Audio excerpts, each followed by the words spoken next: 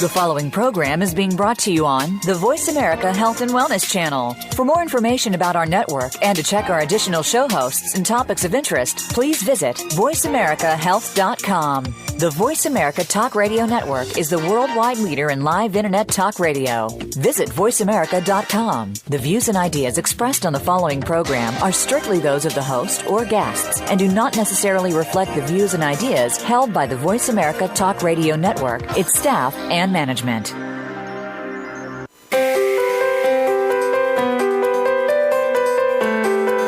Welcome to Busy, Stressed, and Food Obsessed with host and author of the award-winning book of the same name, Lisa Lutan. Lisa has amazing tips to help you slow down, get healthy, manage your time, improve your relationships, and deal with stress. Now, here is Lisa Lutan. Hey everyone, welcome to the show. I am so excited about today's topic, which is food and mood. This is a subject that is very near and dear to my heart. I want to share with you the very first moment that I ever made a food and mood connection. It was a long time ago, like 25 years ago, when I was out with like a group of new moms, and we were going out for ice cream. And my friend Ginger said, "Oh no, I don't eat ice cream. It makes me sad."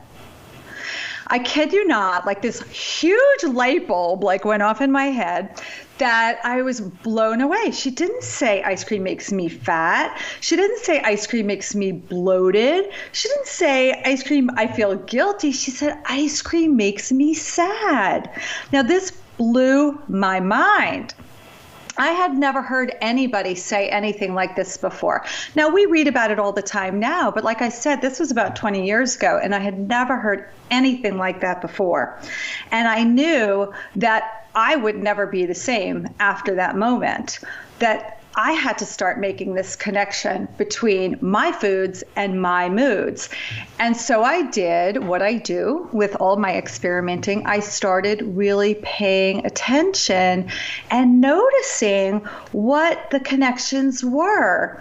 And it took me years, but the biggest one for me was the connection I made with sugar. So when I eat too much sugar, I become like a raving lunatic. And I should have known that it was a little odd that I only yelled at my kids one day a year. And that was always the day after Halloween, like when I just totally overdid it with the candy. But of course, I didn't make that connection, either. It was years of kind of paying attention. And I found that not only did I worry more when I was eating a lot of sugar, but actually what I worried about changed. Do you get the difference? So when I was eating a lot of sugar, I started worrying about people dying and terrorism and all the problems of the world. And when I wasn't eating sugar, I was actually quite calm and peaceful. And we all want to feel calm and peaceful. So this huge realization really helped me kind of make permanent changes into my diet. Yes, I still do eat sugar, but I quickly get reminded why it's not good for me when the worry comes back. And then I kind of take it out again. So again, this is a really big thing, food and mood, and I have two amazing guests today who are going to talk about it from different perspectives. My first guest is Lindsey Smith. She's known as the Food Mood Girl. She's a nationally recognized author, health coach, dynamic speaker, wellness icon, and rapper. Yes, you heard that right. Lindsey is devoted to helping everyone live a more vibrant life through self-love and guilt-free living. I also have here today Tania Green, who is the founder and CEO of PMS Bites, which are rich, chocolatey, and decadent bite-sized vegan, gluten-free treats perfect for health-conscious women who want to satisfy their cravings but aren't willing to sacrifice nutrition. Tania and her PMS Bites were recently featured on Shark Tank, and she's getting tons of attention right now. It's super exciting. So Lindsey and Tania, welcome to the show.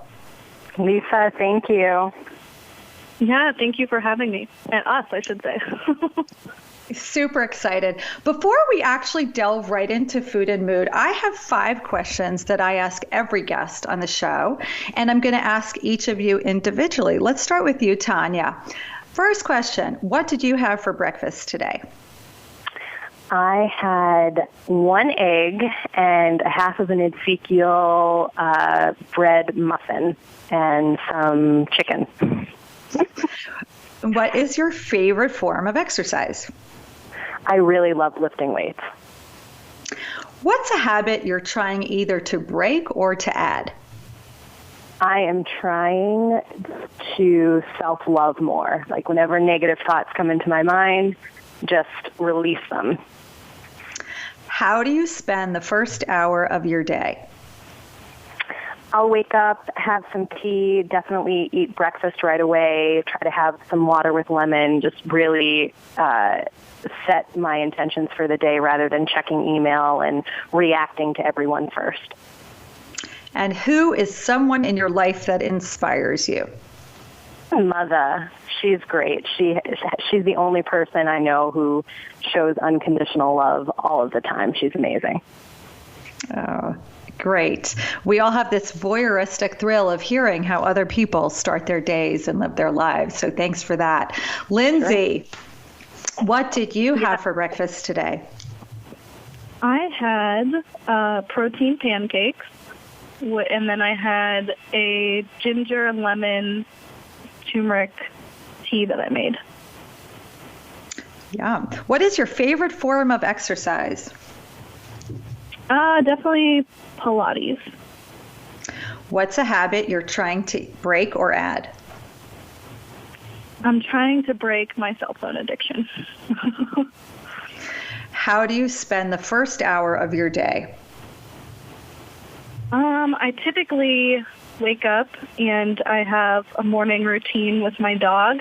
So I take her out and get her taken care of, and then I make breakfast and just kind of, I know this is weird, but I like to just sit and be for like 30 minutes, just to kind of get me grounded, because if not, I'll go crazy. And who is someone in your life that inspires you? There's so many people, but right now it's my dog. I know it's not a human, but it's just, she's like so much better of a person than I'll ever be, I feel, because she just shows me so much unconditional love, and she just knows how to make me happy without even talking. So it's definitely been a unique relationship that I've been really cherishing. So nice. Our pets and our parents, all you out there, very, very inspiring. Well, thanks, you guys. Let's jump into food and mood. And I'd love to hear from both of you, just when you first made that food and mood connection. Lindsay, why don't you tell us? Well, I didn't understand that I was doing it at the time, obviously, but the first recollection that I have of really understanding how our food and mood choices are intertwined was when I was 4 years old. Again, at 4, I didn't recognize this, but looking back, this was the moment that I think started this journey. And it was in preschool. And at the end of the day, our parents would line up and hold these neon green signs up with our name on it, and then our teacher would take us over to our parent. It was very technologically advanced, as you can see. And so, it was this one day after school, and one by one, all these signs were getting held up with all of my peers' names on them, and my mom was nowhere to be found, and my dad was nowhere to be found, and I got really anxious, and I just wondered, did something happen to them? Did they forget about me? Why are their parents here? I hope, they're okay. And my teacher, when my mom didn't come, my teacher went inside and she said, I'm going to call your mom. So she called my mom, and my parents own a small business in our town, and they just got caught up. But at 4 years old, I didn't, it's a very logical, looking back, okay, yes, they got caught up at their business, couldn't get out. But at 4, I felt so anxious about it. And I remember my mom picked me up, and as soon as I saw her, just the tears start pouring down my face. And I just was so happy to see her, because I just thought she forgot about me or something happened. And she could tell that I was really upset. And she said, Lindsay, do you want to go to the penny candy store? And I was, of course, immediately, I stopped crying and I'm like, ooh, candy? Like, yes, I want candy. And so she took me to the penny candy store and I picked out my Swedish Fish and my watermelon Sour Patch gummies and I ate these. And looking back, it was that eventually set up, and not that it was any fault of my mom. She was just trying to, get me to calm down and do the best thing that she knew how to do. But it really set me up for this kind of emotional connection towards food. So anytime I felt sad, the thing that I wanted was, something sweet, something that would give me a sense of comfort. And, this just went on throughout my life until I could really look back and see how it was affecting me, but then also say, okay, well, I'm going to take back my food-mood relationship and fuel my body with the things that will truly make me happy and not just give me a quick fix. So what I find so interesting is that the mood came first for you, which led to the food. And in my case, the food itself led to the mood. And these are two different areas of the same, the other side of the page of the same issue. And we'll come back to this again. But how foods can affect our moods, but also moods can affect our foods. Mm-hmm. So Tania, when did you first make a connection? It was probably 4 or 5 years ago. I made a New Year's resolution to record how each and every day was going for 3 years. So on January 1st, I started recording on a calendar, good, medium, bad. It was a good day. Okay, it was a great day. And I actually ended up doing that for 3 years. But it didn't take me long to realize that most of my bad days were centered around an event, PMS.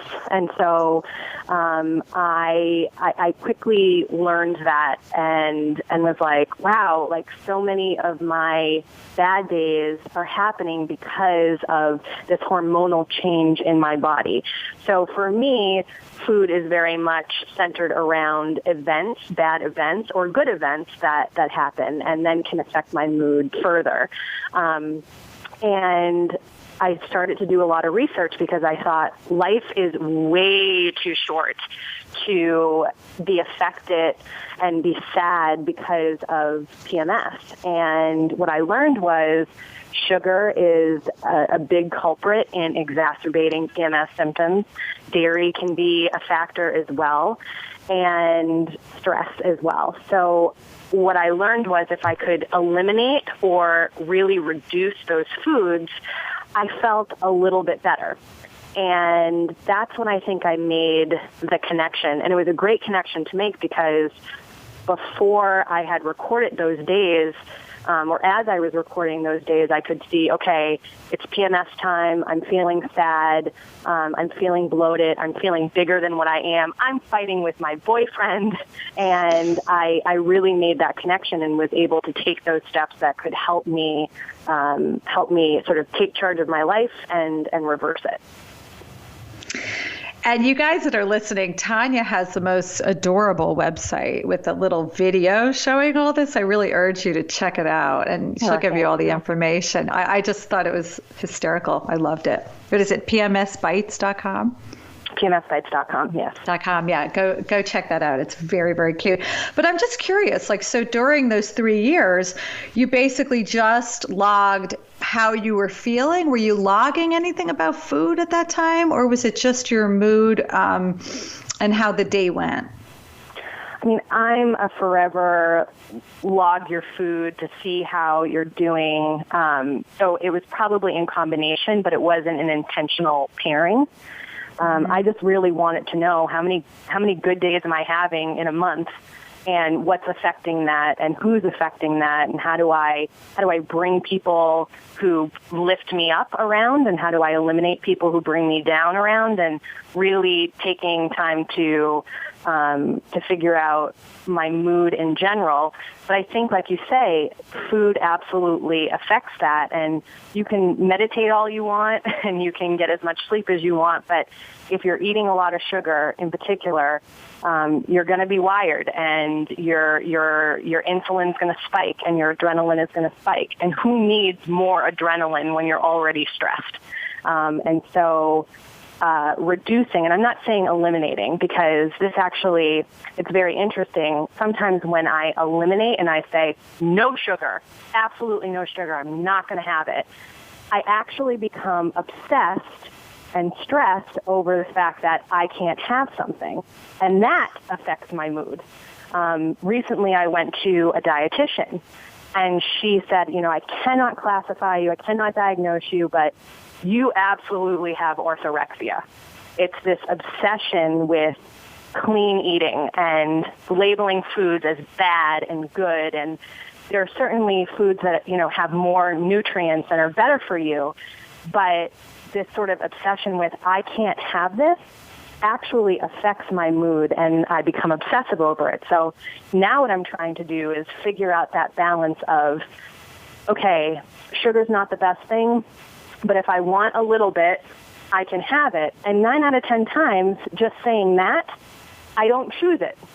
And so I think that there's lots of ways that food can affect your mood. It's the obsession of eating good food, the ignorance of not eating good food. It can all factor into how you're feeling. And let's face it, everybody wants to be happy at the end of the day. And what are the things that we can do to actually make that happen?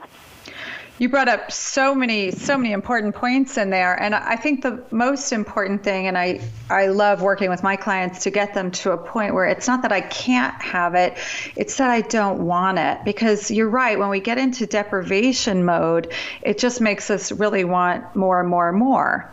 And I know, Lindsey, you write about all this quite a bit. And we only have a couple minutes before break, but Lindsey, maybe you could start telling us a little bit about, how you kind of have come to terms with this issue around sweets and sugar.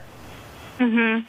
Well, I think Tania brought up a great point of food guilt, and that's what my last book, Food Guilt No More, is all about. And I think that it's a real issue that we're dealing with. In fact, I did a study and found that 8 out of 10 women and nearly 7 out of 10 men experience food guilt on a daily basis, which means every time that you encounter food, you go into your kitchen to eat something, you go to cook something, 80 or 70% of the time, you're feeling guilty about it. And when you feel guilty about your food choices, it actually is the same as, it sends the same stress responders as, when you think about the fight or flight mode, and that's what's happening in your body.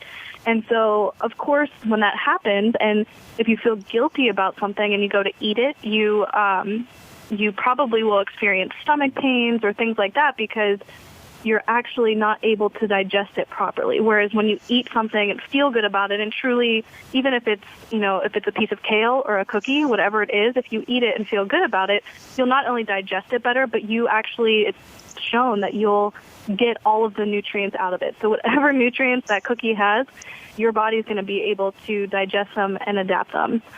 So this is amazing stuff. We actually have to go to break right now, but when we come back, we will continue this conversation about food and mood.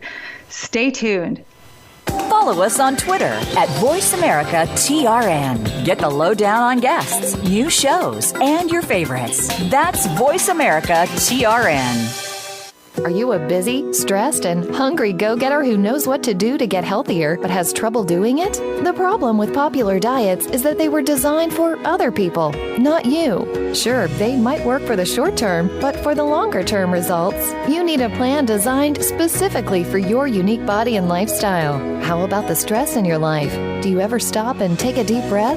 Do you know what all this stress is doing to your health? Healthy living strategist and author of Busy, Stressed, and Food Obsessed, Lisa Lutan will get you on your way with coaching, online courses and challenges, and even retreats. You will learn tips and strategies to help you calm down, get healthy, and make you feel and look better than ever. For a limited time, Lisa Lutan is offering a free 15-minute breakthrough session to help you get started feeling better right away. Just visit healthyhappyandhip.com to get your free 15-minute breakthrough strategy session. That's Healthy, Happy, and Hip. Yes, you heard it right. HealthyHappyAndHip.com and enter your info in the contact page. Find out what's happening on the Voice America Talk Radio Network by keeping up with us on Twitter. You can find us at Voice America TRN.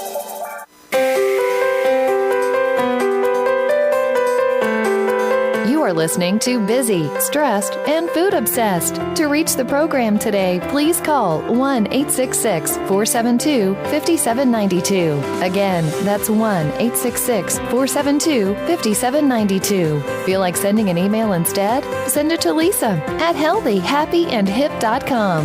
Now, back to Busy, Stressed, and Food Obsessed. Here again is Lisa Lutan.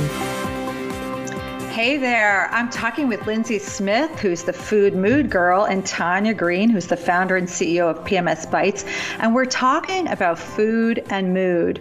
Just before the break, we were getting onto a topic of food guilt. And I think that's a really important topic because not only are we feeling just so bad about our choices, but it actually is impacting the way we digest. It's impacting our general mood. It's impacting a lot of things. So Lindsey, maybe you can continue with where you were going with that before the break. Yeah, absolutely. So like I said, I think that food guilt has become it's definitely a huge issue right now, and it goes back to kind of what Tania said, where she was labeling food as good or bad, and I think that's what we do. We get into this obsession almost, and, you know, just as much as we love to label people, we love labeling food as well, and so we tend to look at things as, oh, this is good for me, or oh, this is bad for me, and if we're eating something bad, we're feeling really, really guilty about it, and so I think that it's definitely something to look at in your own life and how you're showing up and how you're viewing food, because that can have a huge impact on things like your digestion and how you feel. Like I said, whether it's kale or a cookie, I always encourage people to eat it and feel really good about it. I totally agree. I think, like, if you're going to have a piece of cake, well, enjoy it. Like, don't sit there eating it in shame, hiding. Like, sit down, enjoy it, love it. And if you're not going to be able to do that, then skip it, because beating yourself up after makes the whole thing just not worth it. And actually, Lisa, I have to mention this, is how this kind of came to me was through being in the health industry, because I think, once I got to a certain point and was clean eating and, found this new way of living, if you will, I noticed that I would kind of do that, but then it all came full circle when I was at this health conference, and we're sitting around there, and it was a luncheon, and when the waiter came around, he went to the whole table and asked people if they wanted soup or a salad. And it was a really cold winter day, and every single health professional there ordered a salad. And when it got to me, I said, I'll have the soup. and it was like a tomato bisque soup or something like that. And I remember getting all of these stares from people, and someone said to me, oh, like, you're getting the soup? Yeah, that must be really nice. And I'm thinking to myself, yeah, and I'm thinking to myself, well, it is nice because it's my body is telling me that right now, I was listening to my body, and it really needed something warming. And I knew that the salad wasn't going to provide the same nutrients that in that moment, in that day, that I needed. And so I listened to my body, but the outside world was judging me because they labeled that as a bad food. And I love that you were so crazy is, my issue is there's lots of judgment out there, but then there's lots of articles and there's lots of Instagram people. And one article that is put out there is like, don't eat pineapple. It's horrible. It will spike your insulin. It will make you fat. And then the next article says something different. And you're following all of these pieces of advice, and that's what's really fueling the judgment. That's what's fueling people saying, oh, this is good, this is bad. I mean, I remember eating 3 pieces of pineapple and thinking it was the end of the world, and it's because an article came out that said that. And And so how do we identify those triggers? Because it's not just internal. It's totally fueled by an industry that, let's face it, is making a good chunk of money off of the health and wellness of people, but it may not be accurate information. And how do we say, okay, this is what's good for my body, this is what works for me, I'm going to follow this plan. And if an article comes out that asks me to mix apple cider vinegar with some other odd ingredient and drink it and I'll lose weight, I'm not going to pay attention to it. I love that you guys are, making these points, because my whole mission is being your own detective and figuring out what works for your body. And, it's funny because a lot of people will say to me like, oh, but you're saying don't eat sugar, don't eat this, doing that. And I actually don't say that at all. I offer programs that remove foods just so you can see how you feel. And then I say you can bring them back in a new way that's going to work for you better. And all of this, taking a break from sugar or alcohol or gluten or any food out there is really just to see, how does my body feel, not somebody else's body, because we're all so different. Right. And let's face it, if we listen to every single article that came out, like don't eat pineapple, don't eat, too much avocado, too many avocados are a bad thing, or drink this apple cider vinegar. Like, if we listened to all of that, we would, first of all, probably, our bodies would just be so messed up, one. And two, we probably, when you get down to it, couldn't eat anything, like it would, because there's so much conflicting information. And so it does come back to really listening to your body and treating it like a test lab to figure out what it truly means. Yeah, and I love what Tania said before about orthorexia. And for people who don't know what that is sometimes we get so obsessed with eating healthy that it becomes destructive to us. And that, eating healthy is not the end goal. The end goal is feeling good and living an amazing life. And eating healthy is the means to get there. And so when the pursuit of eating healthy takes on a life of its own, it's time for you to take a step back and go, maybe I'm going a little too far with this. Yeah, Would you guys agree? And what I have been learning, even over the last couple of weeks, this is not something that I've been practicing for months and months and have perfected. I'm a work in progress. But what I'm realizing is I actually gained weight eating very healthy foods in larger quantities. And what I'm doing now is balancing calories in, calories out, but also making sure that the calories are quality. And if I want that little snack that isn't quote unquote good, I'm okay having that as long as it is within my caloric limit. And that for me has been a more balanced approach, a more exciting approach, because I'm not obsessing. I can go out and I can live my life. And as you said, it's all about that. So I think that's an important point, that it's not that there's never foods. There's kind of more often foods and less often foods. And we can make room in our diet for the foods that we love. And if you love macaroni and cheese, no, maybe you're not going to eat it every day, but once in a while, it's not going to kill you. So I think that I like to say be a food snob, and eat the best quality food you can get your hands on. And if you're going to have chocolate, have the best, amazing chocolate you can find. If you're going to have whatever it is, eat the best quality, and know you can, because that avoids that whole deprivation cycle that we were talking about earlier. Mm-hmm. So, Lindsey, I know you're working on a new book right now. Can you tell us a little bit about it? Yeah, absolutely. I'm really excited about it. It's called Eat Your Feelings, and it's a full-out lifestyle cookbook.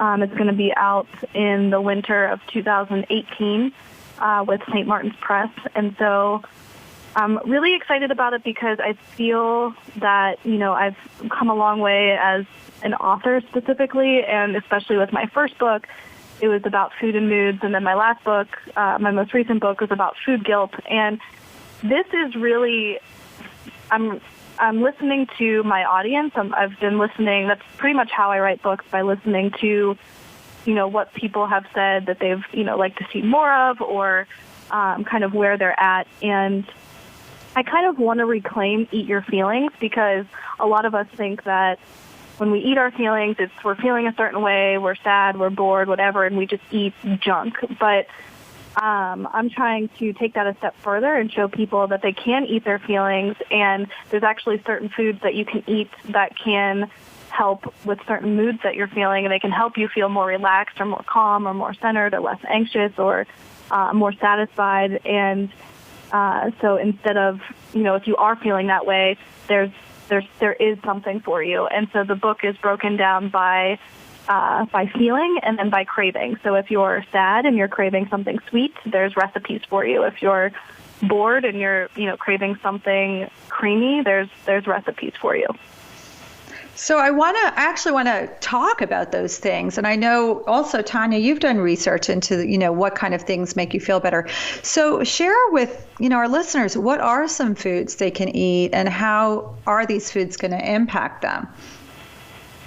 Well, I think I'm sure Tania could speak to PMS feeling, but I can give kind of an insight. Is first and foremost, I think we all talked about this here. It really comes to listening to your body, and I think the more that you can get in tune and in touch with your body, the less that you'll have to rely on like lists or, I'm feeling this way, what should I eat? Because your body will give you the clues. For example, a few weeks ago, all I wanted was onions. Literally, I went to this ramen bar and I got soup with like 1 million extra white onions in it. And, for me, I was listening to my body because it probably needed something. I needed something, and I needed the immunity that the onions were going to provide. And so I listened, and I did that. But there's also different foods that can definitely help combat stress and things like that. For example, I can just give you some examples. Like arugula, for example, it can help lower glucose levels and combat stress. Asparagus contains tryptophan, which can help your body create the mood-regulating neurotransmitter serotonin, so it can make you feel, happier. So, there's basically all fruits and vegetables have some sort of property to them, and it's just about being able to utilize them in your everyday life and create the new go-to rather than, what you would normally have when you think of eating your feelings. It's so cool. And Tania, what are the ingredients like in the PMS Bites that work so well when you have PMS? So there's a blend of herbs, chamomile, which obviously when you're feeling tense or stressed, we turn to chamomile tea. There's Siberian ginseng. There's dandelion root, which is excellent for relieving bloating. So I did a lot of research to figure out what are the best herbal supplements to help with PMS symptoms. And incorporated them into a delicious and healthy product. The bites are sweetened with dates, which are very low on the glycemic index. That was very important to me. I didn't want to add caffeine, which could spike adrenaline levels, as well as sugar that would spike adrenaline levels. So I was very mindful of what is good for PMS and what can help with symptoms. And overall, it's just a healthy alternative to sugary candy bars that you may crave when you're PMSing. Unfortunately, it's this vicious cycle of we crave sugar during that time because we're stressed and hormones are raging, but that's the very thing that can actually exacerbate those symptoms. But I love the idea of functional food. It's a growing market. I don't think that it has even hit its maximum potential yet. But there's lots of products out there that serve a purpose. For instance, there's a website, and you can get mushrooms from this website, and they ground it down into a powder. And that can be your new hot chocolate. And they sweeten it with stevia just a little bit. and it's called forsigmaticfoods.com. And they have Can you repeat that? What was that? Yeah, sure. It's FOUR, Sigmatic, SIGMATIC, foods.com. And they have stress-relieving, not elixirs, but it's like a cocoa that I totally love. And I'll never have regular cocoa again, because why would I? It tastes delicious, and it's a functional food, and it's relieving my stress, and it totally works.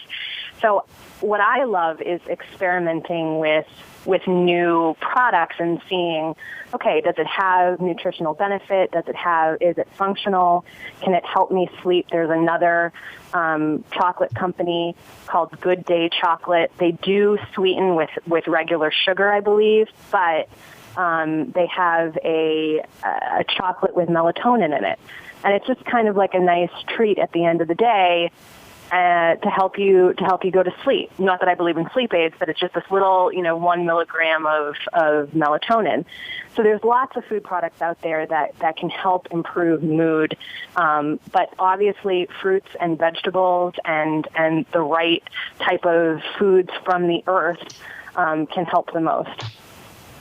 It's so funny because, for thousands of years, we've known let food be thy medicine. But in modern day living, people don't realize how much food impacts their daily health, their daily mood, everything. And anytime I'm feeling anything, I'm like, what did I eat? What did I eat yesterday? And people laugh at me because they're like, it's not like go grab an Advil. It's really looking inside and go, what did I eat? And can you just explain, briefly what functional food is? Because I don't know that everybody has heard that term before.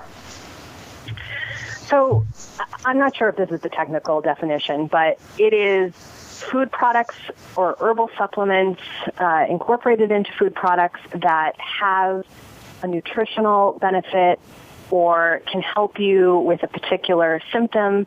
It's food that serves a functional purpose. It's not just for the sake of eating it.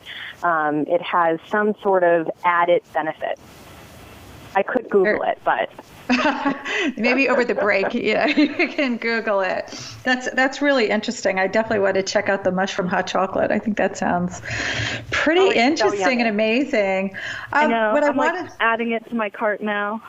Yeah, during the break, we're all going to be getting it. We'll have a little hot chocolate party. We only have a minute before the break, but I really want to start talking about like food substitutions, like PMS Bites are a really good substitute for a candy bar when you're feeling that way. But there's probably a lot of other great substitutions, like you come home from work, you're all stressed. Instead of grabbing the bag of Doritos, like maybe something else. And Lindsey, do you have any insight in that? Yeah, I think I just call it having a snack attack station at your house. And when you're just getting started, I think that you can totally swap out for a higher quality version of the product. So say, for example, you're used to eating just a regular old chocolate bar from the gas station, then you can upgrade to the PMS Bites. And so hold that thought, because we are actually going to go to break, but I'm loving this concept of snack attack station. And so right after the break, we will hear more. So stay tuned. Follow us on Twitter at VoiceAmericaTRN. Get the lowdown on guests, new shows, and your favorites. That's VoiceAmericaTRN. Are you a busy, stressed, and hungry go-getter who knows what to do to get healthier but has trouble doing it? The problem with popular diets is that they were designed for other people, not you. Sure, they might work for the short term, but for the longer-term results, you need a plan designed specifically for your unique body and lifestyle. How about the stress in your life? Do you ever stop and take a deep breath? Do you know what all this stress is doing to your health? Healthy living strategist and author of Busy, Stressed, and Food Obsessed, Lisa Lutan will get you on your way with coaching, online courses and challenges, and even retreats. You will learn tips and strategies to help you calm down, get healthy, and make you feel and look better than ever. For a limited time, Lisa Lutan is offering a free 15-minute breakthrough session to help you get started feeling better right away. Just visit Visit healthyhappyandhip.com to get your free 15-minute breakthrough strategy session. That's Healthy, Happy, and Hip. Yes, you heard it right. Healthyhappyandhip.com, and enter your info in the contact page. Find out what's happening on the Voice America Talk Radio Network by keeping up with us on Twitter. You can find us at Voice America TRN.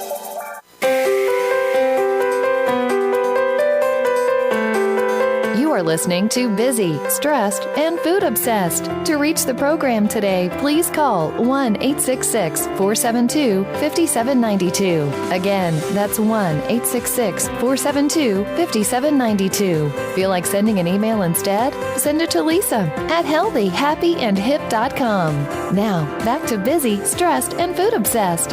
Here again is Lisa Lutan. Welcome back to the show. I'm having a blast talking with the food mood girl, Lindsey Smith, and PMS Bites founder, Tania Green. We're talking about food and mood. And right before the break, we were starting to talk. Lindsey was telling us about a snack attack station, and I really want to hear about this. So, Lindsey, please tell us more.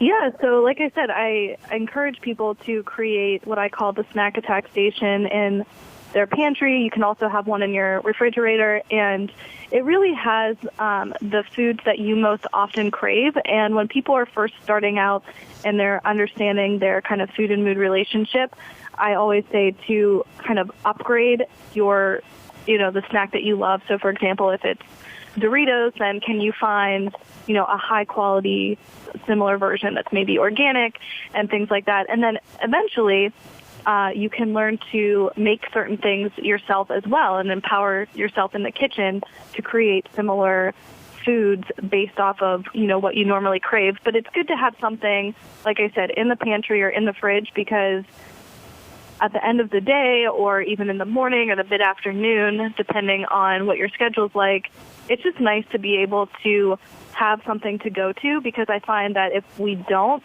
then that's when, everything just kind of breaks loose, and we will go to the gas station and get something. But if it just sets you up for success. And what do you keep in your snack attack station? Go ahead. I just want to know, Lindsey, what you keep in your own personal snack attack station. Right now, for some reason, I've been obsessed with pears. So I have like 1 million pears in my fridge, and that's been my go-to snack all week. I don't know why. I'm just taking it as my body needs something in it. But pears, I never even liked pears growing up, but all of a sudden I'm like, I need all the pears.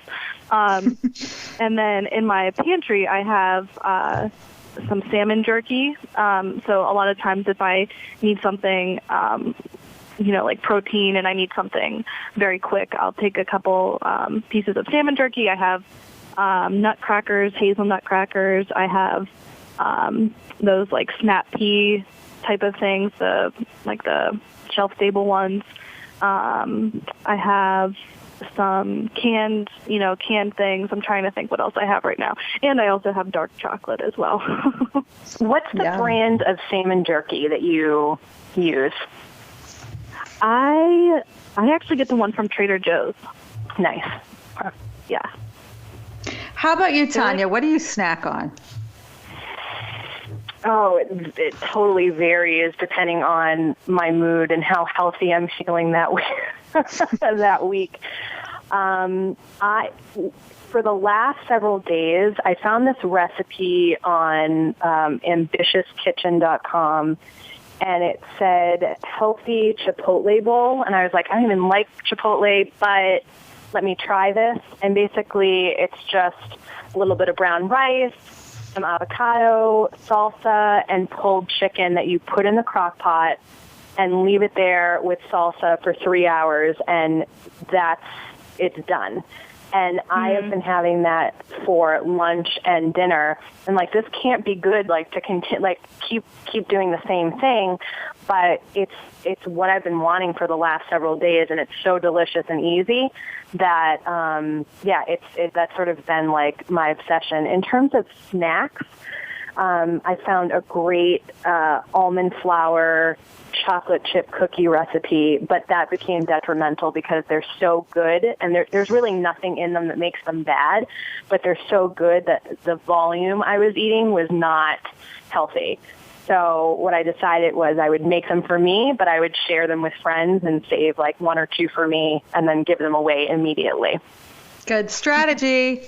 Yeah. I also love that. I think it's interesting, and I think people need to note this is, you know, you said I looked at this recipe. I didn't even like Chipotle bowls, but suddenly I just wanted it. And I felt the same way about pears. It was like I never liked pears as a kid, and literally all of a sudden I saw them at the farmer's market, and I was just like, I need all of the pears. And I think sometimes I look at those signs as your body just telling you something, you know, that it needs, and just listening to it and exploring it, because there's something in that food that, you know, your body probably, there's a nutrient in it. Like the reason why you're feeling, it sounds, I don't know, hippy-dippy, but the reason why you're feeling called to it is because your body really needs something in that food. And so I always take that as kind of a sign.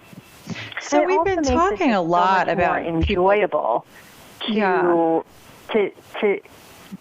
eat what you're feeling like you need and what you want. Lisa, I purchased your book a couple of months ago, and you know, be your own food detective, understand how food will affect your mood, but also what is it that you want and why do you want it? And I often find myself go, oh, I just had this breakfast item, but I kind of want something else, and I'll ask myself why. Am I bored? Do I feel like I need more calories in order to perform better at the gym? And I never really did that before. It was just like, oh, I want it. Let me go get it. Whereas now, and in a huge part to you, Lisa, I'm pausing. And I think that pause is so good to do. And then when you decide you need the snack station after you've paused, cool, like go for it. Mm-hmm. Thanks for that feedback. I think that's amazing. And I think that pause is something that is so important. And I want to bring it back to something both of you keep bringing up again and again, is how we listen to our bodies and how, what does that look like? And I think that, you know, a lot of people don't really understand what a mind-body connection is. And maybe both of you could just share a little bit, like, what does it actually feel like when you listen to your body? Mm-hmm. I want to actually piggyback off something, and I think this goes along with it, when it comes to pausing is, and I think that's a part of listening, you know, listening to your body. And one of the things that I have in my new book, actually, that I was working on was, and I do this and encourage people to do it. It's called an I Am Awesome jar, and where you can write the things that, you know, you feel really good about, or you feel, you know, maybe you had a good work day, or, you know, someone gave you some praise, or, you know, you just had, you know, whatever makes you feel really good, and throw it in the jar. I actually put the jar in my pantry. And so when you're feeling sad or you're feeling upset and you go to food, it's a great reminder when you open it and you see that, and you pause and you ask yourself, do I want the food, or do I need a pick-me-up that's food will never satisfy?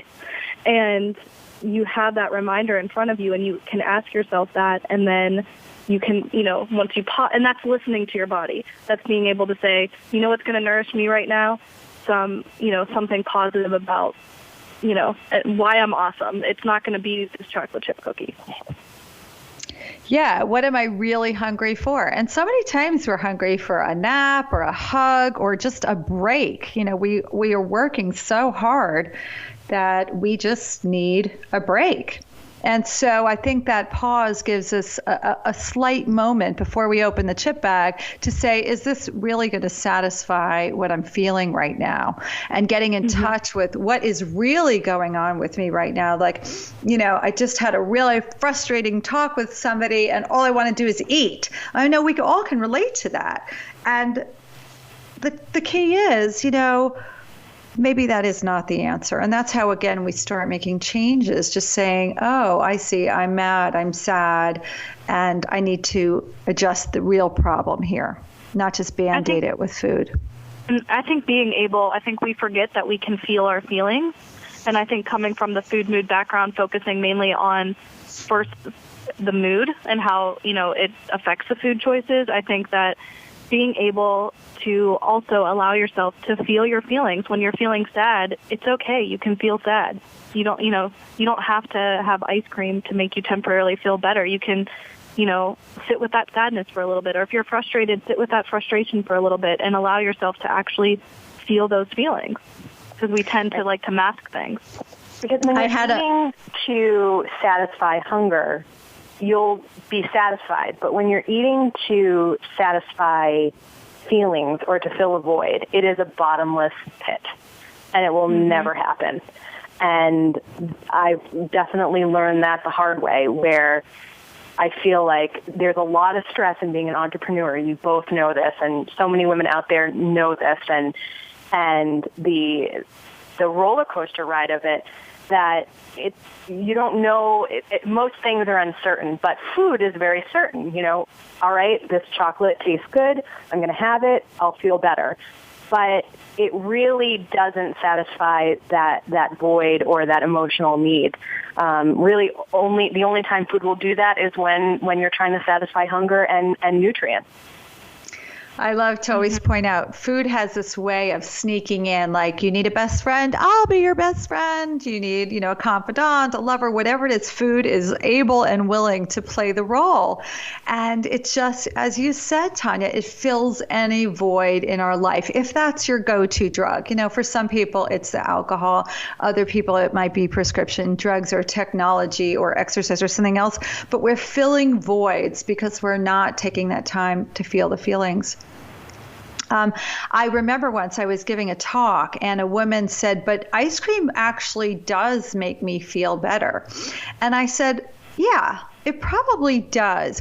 But then, after you have the ice cream, are you beating yourself up that you eat it? And she said, yes. And I said, so does that feel better? And she's like, no, that doesn't feel good. In fact, I hate that. And so we can't be short-sighted on the immediate, filling that craving. We really have to look at it, and that's how we can make change. Like, I got tired of beating myself up about eating, too much of this or that. And so when I took that pause, I could say, am I going to beat myself up if I eat this? And truthfully, if the answer was yes, I was like, forget it. I am so done with that pattern. So this is such good stuff. Tony Robbins, there's some people who love him. There's some people who find him a little bit wacky. At the end of the day, his messaging is awesome and can help you really identify stress points in your life. And for me and many people, food has been a stress point. And he says about anything, just end the suffering. Have enough courage to end the suffering, whatever it might be. So yes, ice cream in the immediate might feel really great, and there might be warm memories around it. Everyone has their favorite ice cream spot to go to in the summer, and it reminds you of family and friends. But yeah, checking in and seeing how you feel later, most of the time I'm beating myself up. So I have to not be so short-sighted, as you said, and think about how I'm going to feel in the future. And it's a shift in how you think. Rather than fueling the immediate, think about how it's going to feel later on. So as we're winding down to the end of the show, Tania and Lindsey, each of you, would you tell our listeners how they can get in touch with you?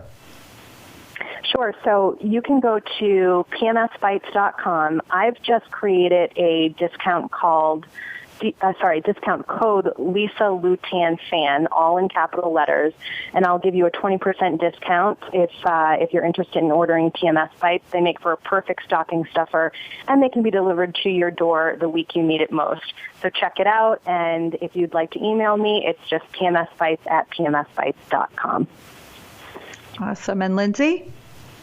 Awesome. You can check me out at foodmoodgirl.com. I'm also very active on Twitter and Instagram, and my handle's at Lindsey Smith, HHC, Holistic Health Coach. So I'd love to connect with you there, and if you have any questions, feel free to reach out.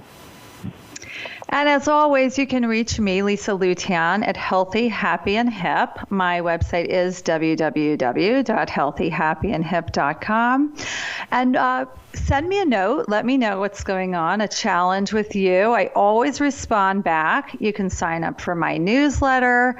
And also, I'd love to hear from you. Any feedback on the show, and who would you like to see on future shows?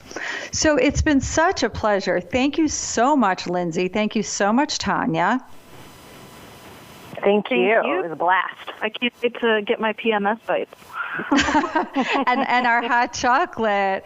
And thanks to all of you. It's been a great show. I've loved being with you guys, and I look forward to being back with everybody again next week. Thanks so much.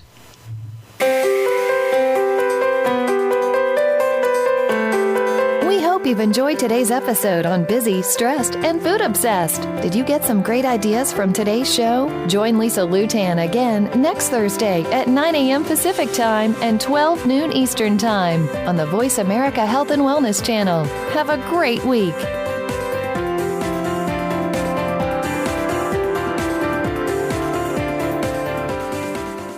Thanks again for listening to the preceding program, brought to you on the Voice America Health and Wellness channel. For more information about our network and to check out additional show hosts and topics of interest, please visit voiceamericahealth.com. The Voice America Talk Radio Network is the worldwide leader in live Internet talk radio. Visit voiceamerica.com. The views and ideas expressed on the preceding program are strictly those of the host or guests and do not necessarily